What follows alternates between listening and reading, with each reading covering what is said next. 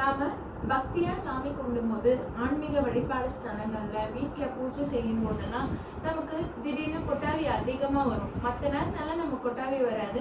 ஆனா நம்ம இறை வழிபாட்டுல இருக்கும்போதோ ஒரு கோயில்ல இருக்கும்போதோ வீட்டுல பூஜை செய்யும் போதோ பாத்தீங்கன்னா கொட்டாவி ரொம்ப அதிகமா வந்துட்டு இருக்கும். அது ஏன்னு தெரியுங்களா? அதாவது அங்க இருக்கக்கூடிய அந்த நேர்மறை ஆற்றலான அந்த ஆகர்ஷண சக்தி நம்முடைய உடலில் உள்ள ஆறாவையும் சக்கரங்களையும் சுத்தப்படுத்து அது கொட்டாவி மூலமா வெளியேறுது. அது எப்படின்றதை இன்னும் டீட்டெயிலா தெரிஞ்சுக்கணும்னா தொடர்ந்து வீடியோவை பாருங்க. ஆத்ம நமஸ்தே, நான் உங்க வித்யா பேசுறேன். நிறைய பேருக்கு கோயிலுக்கு போனாலும் சரி, இறை வழிபாடுல ஈடுபட்டாலும் சரி, அங்க பொங்கல் வச்சு நம்ம சாமிக்கு படையல் போட்டாலும் சரி, அப்ப அதிகமா கொட்டாவி விட்டுட்டே இருப்பாங்க. பக்கத்துல இருக்கவங்க சொல்லுவாங்க, புரோகிதர் சொல்லுவாரு, எல்லாரும் சொல்லுவாங்க, ஏமா கொட்டாவி இவ்வளவு விடுறீங்க, என்னமா ஆச்சு அப்படின்றத கூட நம்மள அதிகமா கேட்பாங்க. நம்ம மற்ற நேரத்துல ரொம்ப ஃப்ரீயா ரொம்ப ரிலாக்ஸ்டா கூட இருக்கும். ஆனா கோயிலுக்கு போகும்போது அது தேவையில்லாத ஒரு டயர்ட்னஸும் தேவையில்லாத கொட்டாவி அதிகமா விடுறதும் உணர்ச்சிகள் அதிகமா பொங்குறதும் அதிகமா ஏற்படும். இது எதனாலன்னா நம்ம உடலுக்குள்ள தேவையில்லாத உணர்வுகளையும் எண்ணங்களையும் அதிகமா உள்வாங்கி வச்சுக்கிறது தான். இந்த உணர்வுகள் எண்ணங்கள்ல எங்க ஸ்டோர் ஆகும்? நம்ம பிசிக்கல் பாடியில கண்டிப்பா இல்லை, நம்மளுடைய ஆஸ்ட்ரல் பாடியில, நம்மளுடைய மென்டல் பாடி. அதாவது நம்ம உடலை சுத்தி 6 வட்டங்கள் இருக்கு பார்த்தீங்களா, அது நம்மளுடைய உடம்பில் உள்ள சக்கரங்களோடு தொடர்பு கொண்டதாக இருக்கு. ஆக ஒரு மாதிரி பய உணர்வு இருக்குன்னா அது மூலாதார சக்கரத்துல அப்படியே படிஞ்சு இருக்கும். அது அதே மாதிரி தேவையில்லாத ஆசைகள், தேவையில்லாத பொறாமை குணம், அந்த மாதிரியான எண்ணங்கள் இருக்குது, ஆசைகள் இருக்குதுன்னா அது நம்மளுடைய சுவாதிஷ்டான சக்கரத்துல பதிவு பெற்றிருக்கும். அதே மாதிரி கோபம், வெறுப்பு இதெல்லாம் இருக்குதுன்னா இதெல்லாம் பார்த்தீங்கன்னா நம்முடைய மணிப்பூரக சக்கரத்துல பதிவு பெற்றிருக்கும். அதுக்கப்புறம் அநாகர சக்கரத்துல பார்த்தீங்கன்னா இந்த இடத்துல இருக்கிறது அன்பு, அன்பின் வெளிப்பாடா இருக்குது. சரி, நம்ம கீழே லோயர் சக்கராஸ் பார்த்துருந்தோம். லோயர் சக்கராஸ்ல எந்த மாதிரியான உணர்வுகள் அதிகமா இருக்குன்னு. ஏன்னா அநாகர சக்கரத்துக்கு அப்புறம் இருக்கிறது அப்பர் சக்கராஸ். இங்க இருக்கிறது எல்லாமே பார்த்தீங்கன்னா நம்ம கிட்ட இருக்கிற நேர்மறை ஆற்றலை தான் அதிகப்படுத்துது. இங்க இருக்கிற சக்கரங்கள் எல்லாம் நம்ம நல்லா செயல்படுத்தும் போது நமக்கு இன்ட்யூஷன் பவர் நல்லா இன்க்ரீஸ் ஆகும். ஆனா நமக்கு பிரச்சனைகள் அதிகமா இருக்கு, நம்ம வாழ்க்கையில துன்பங்கள் அதிகமா இருக்குன்னா அப்ப லோயர் சக்கராஸ், அதாவது மணிப்பூரகம், சுவாதிஷ்டானம், அதுக்கப்புறம் மூலாதாரம் சக்கரம், இங்கெல்லாம் அதனுடைய தாக்கங்கள் அதிகமா இருக்கு. அந்த இடத்துல எதிர்மறை ஆற்றங்கள், தேக்கங்கள் அதிகமா ஏற்படும் போதுதான் நம்ம வாழ்க்கையில துன்பங்கள் அதிகமா ஏற்படுது, தடங்கல்கள் அதிகமா ஏற்படுது. இந்த தடங்கல்களை எப்படி சரி பண்ணலாம்? நான் கொட்டாவி வச்சுதானே நான் இந்த வீடியோவை ஆரம்பிச்சேன், இதுக்கும் அதுக்கும் என்ன சம்பந்தம் அப்படின்றத கேட்குறீங்களா?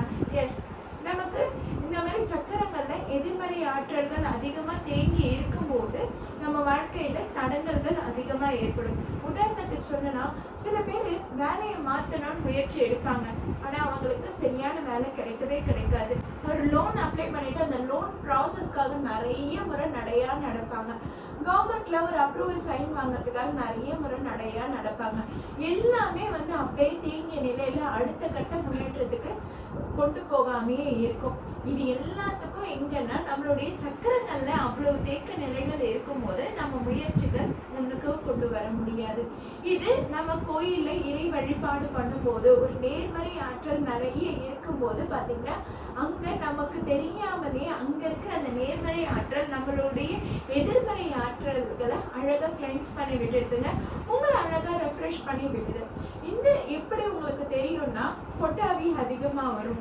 அதாவது போயிட்டு ஒரு டயர்ட்னஸ் அதிகமா இருக்கு, போனது ரொம்ப நல்லா இருக்கு, ஆனாலும் ஏதோ கொஞ்சம் டயர்டா இருக்கு, கோயிலுக்கு போயிட்டு வந்தா எனக்கு டயர்டா இருக்கு, ஒரு ஃபங்க்ஷனுக்கு போயிட்டு வந்தா டயர்டா இருக்கு, நல்ல விசேஷம் இதுதான், எல்லாருமே சந்தோஷமா இருந்தோம், ஆனா அங்க போயிட்டு வந்தோடனே எனக்கு ரொம்ப டயர்டா இருக்குன்னா எல்லாருமே நிறைய பேர் நிறைஞ்சு இருந்து சபை நிறைஞ்சு ரொம்ப சந்தோஷமா இருக்கீங்கன்னா அப்ப அந்த இடத்துல நேர்மறை ஆற்றல் நிறைஞ்சு இருக்குன்னு அர்த்தம். அதுவும் அங்க ஒரு இறை வழிபாடு பண்றீங்க, ஒரு பூஜை புனஸ்காரம் பண்றீங்கன்னா கண்டிப்பா அந்த இடத்துல நேர்மறை ஆற்றல் இருக்குன்றது அர்த்தம். இதுல முக்கியமா நம்ம கோயில் கும்பாபிஷேகம் பண்றோம், கோயில்ல ஏதாவது ஒரு கணபதி ஹோமமோ இல்ல நவகிரம ஹோமமோ இந்த மாதிரி ஹோமம் வழிபாடு பண்றோம், வீட்டுல ஏதாவது பூஜை முறைகள் பண்றோம், கணபதி பூஜை, அதுக்கப்புறம் பாத்தீங்கன்னா சங்கடஹர சதுர்த்திக்கெல்லாம் நிறைய பேர் கோயிலுக்கெல்லாம் போய் பூஜை எல்லாம் கலந்துட்டு வருவாங்க. இந்த இடத்துல எல்லாம் கலந்துட்டு வரும்போதும் எனக்கு அந்த மாதிரி கொட்டாவி அதிகமா வருது, டயர்ட்னஸ் அதிகமா இருந்ததுன்னா அப்போ உங்களுக்கு தெரியாமலே அந்த நேர்மறை ஆற்றல் உங்க சுத்தப்படுத்துது, அதனால தாங்க அது சுத்தப்படுத்துது, அதனால எனக்கு கொட்டாவி வருதுன்னு சொல்லிட்டு தொடர்ந்து நம்ம கொட்டாவி விட்டுட்டே இருக்கக்கூடாது. ஏன்னா நம்ம கொட்டாவி விடுறது மூலமா அந்த எதிர்மறை ஆற்றல் வெளிப்பட்டு மற்றவங்களையும் சிதைக்க செய்யும், அசுத்தப்படுத்த செய்யும். அதனால கொட்டாவி வருதுன்னா கையை மூடி கண்ட்ரோல் பண்ணி விடுங்க. கொஞ்சம் கொஞ்சமாக தான் அதை வெளியேற்றணும். மொத்தமாக எனக்கு கொட்டாவி வருதுன்னு வாயை திறந்து விட்டோன்னா மற்றவங்களுக்குலாம் அந்த பாதிப்பு ஏற்படும். அதனால கொட்டாவி வர்றதும் நல்லது தான், அதை கண்ட்ரோலாக நீங்கள் விட்டுறது தான் இன்னும் ரொம்பவும் நல்லது. அதனால கோயிலுக்கு போனால் எனக்கு கொட்டாவி வருது, கோயிலுக்கு போனால் எனக்கு ரொம்ப டயர்டாக இருக்குது, தூக்கமாக வருது, ஓய்வே எடுக்க முடியாத மாதிரி ரொம்ப அசௌகரியமாக இருக்குது அப்படின்னு நினச்சிங்கன்னா அங்கே இருக்கிற இறை ஆற்றல் நல்ல தெய்வீக ஆற்றலாக இருக்குது, அது உங்களை தூய்மைப்படுத்துதுன்றது தான். அதனால திரும்ப திரும்ப அந்த கோயிலுக்கு போயிட்டு வாங்க. திரும்ப உங்களை நீங்கள் சுத்தப்படுத்தி வைக்கும்போது நீங்கள் எடுக்கக்கூடிய முயற்சிகள் எல்லாமே சக்ஸஸ் ஆகுங்க.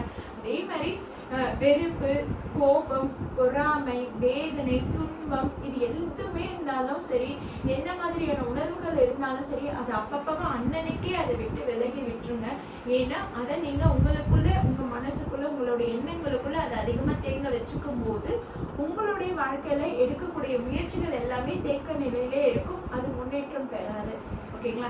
இந்த மாதிரியான கேள்விகள் உங்களுக்கு ஏதாவது தொடர்ந்து இருக்குனாலும் எனக்கு கமெண்ட் பண்ணுங்க. கமெண்ட் மூலமா நான் உங்களுக்கு நிறைய விளக்கங்களை கொடுத்து அதை தெளிவுபடுத்துறேன். அதே மாதிரி குலதெய்வம் கோயிலுக்கு போனால் மட்டும் எனக்கு சாமி வருது அப்படின்ற மாதிரி யாருக்குன்னா ஏதாவது கேள்விகள் இருந்தால் கண்டிப்பாக அதையும் கமெண்ட் பண்ணுங்க, அதை பற்றியும் நாம பார்க்கலாம்.